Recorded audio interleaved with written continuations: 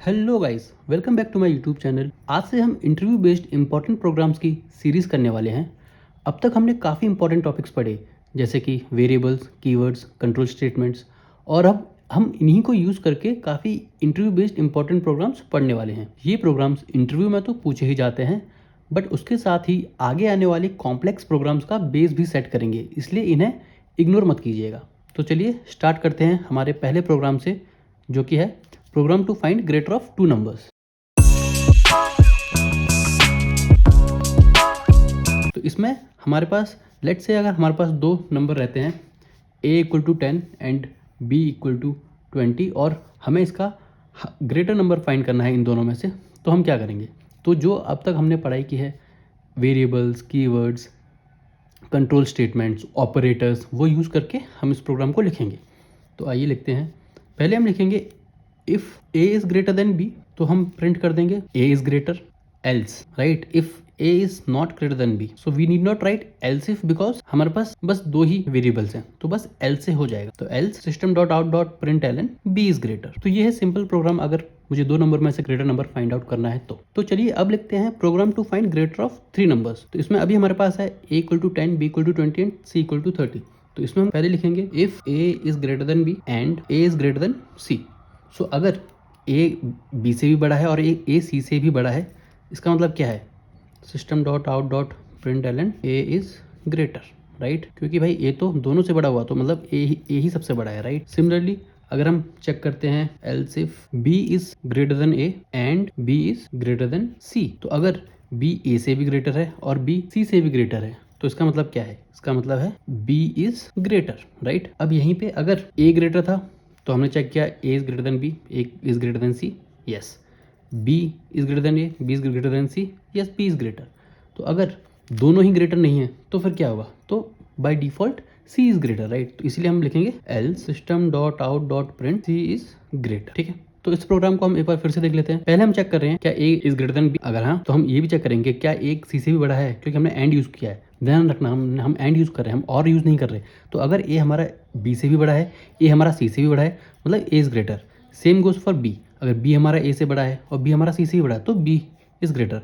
और अगर ये दोनों ही बड़े नहीं हैं तो मतलब c is greater by D. तो इसी प्रोग्राम को हम दूसरी वे में भी लिख सकते हैं, if a is greater than b, ठीक है? फिर हम एक और इफ ले लेते हैं, तो इसको बोलते हैं हम नेस्टेड इफ। इफ के अंदर अगर एक और इफ आता है तो बोलते हैं नेस्टेड इफ। तो पहले हमने चेक किया if a is greater than b, फिर हम चेक करेंगे if a is greater than c।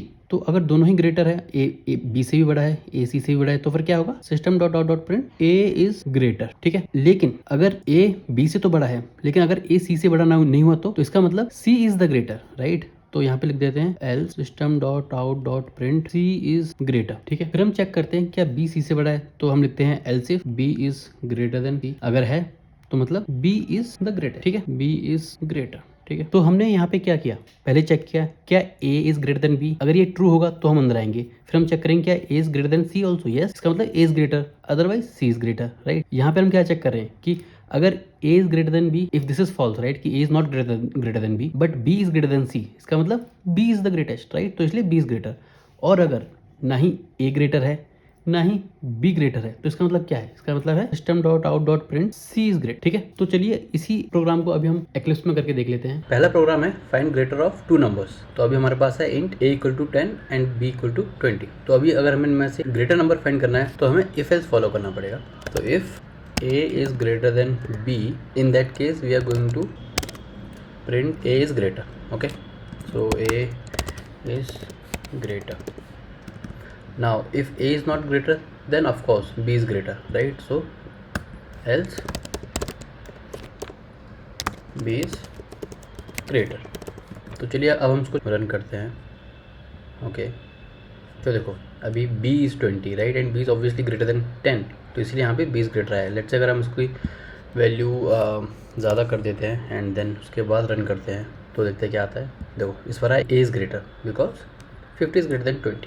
तो ये है हमारा program to find greater of two number हैं, ग्रेटर ऑफ थ्री नंबर्स। तो हमारे पास है a equal to 10, b equal to 20 and c equal to 30। तो अभी हम फिर से इफ एल्स यूज करने वाले हैं। तो if a is greater than b and a is greater than c, let me correct here. So in this case if a is greater than both b and c, then what? Then a is the greatest. So we'll write a is the